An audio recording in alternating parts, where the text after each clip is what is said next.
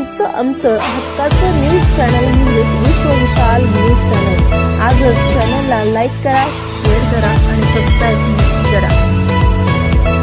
आणि त्याच पावलावर पावलं ठेवून ही कालची पिढी बेरोजगार खासदार, ज्याचा मी एक बाप होतो, माझ्या अगोदर 2 बाप होते, विलासराव एकदा बाप होते, माझा आता अजून कोण होतं, आता शरद पवार आणि उद्धव ठाकरे बाप झालेत। किती बाप झाले मला माहित नाही, किती बाप झाले मला माहित नाही।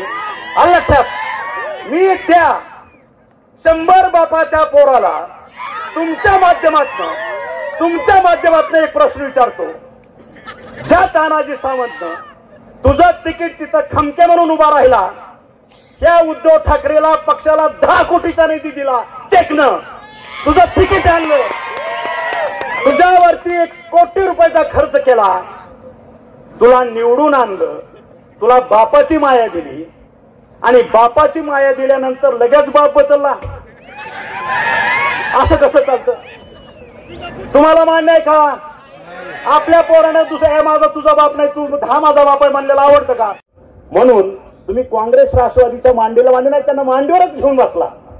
बाळासाहेबांच्या तुम्ही म्हणता ना, माझ्या बापाचा पक्ष सोडला, तुझ्या बापाचे विचार तू सोडून दिले, तुझ्या बापाचा सगळा हेतू तू अगदी पैदळी तुडवला आणि तुला सत्तेसाठी, तुझ्या लेकराच्या एकट्या रोजगारासाठी तू त्यांच्या मांडीला मांडी लावून बसला। आणि दुसरी गोष्ट, त्याच्या पुढची गोष्ट, या ठिकाणी माझे सहकारी, माझ्या संस्थेचे डायरेक्टर टकले, प्राध्यापक टकले, त्या ठिकाणी आज माझ्या बरोबर ते प्राध्यापक बारबोले होते। मंत्री असताना ज्यावेळेस इलेक्शन झाली आणि ह्यांचं ठरलं की आपल्याला राष्ट्रवादी काँग्रेस बरोबर आणि काँग्रेस बरोबर जायचं आहे, त्यावेळेस संपूर्ण महाराष्ट्रातील पहिला शिवसैनिक हा तानाजी सावंत आहे।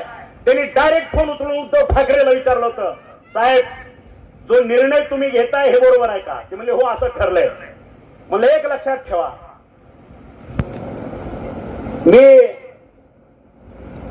माझ्या बापाचा वारसा नाही, मला राजकारणाचा ना, माझ्या घरात खासदारकी आमदारकी होती, काही नाही, पण आयुष्यभर पहिलीत असल्यापासून शिकत असताना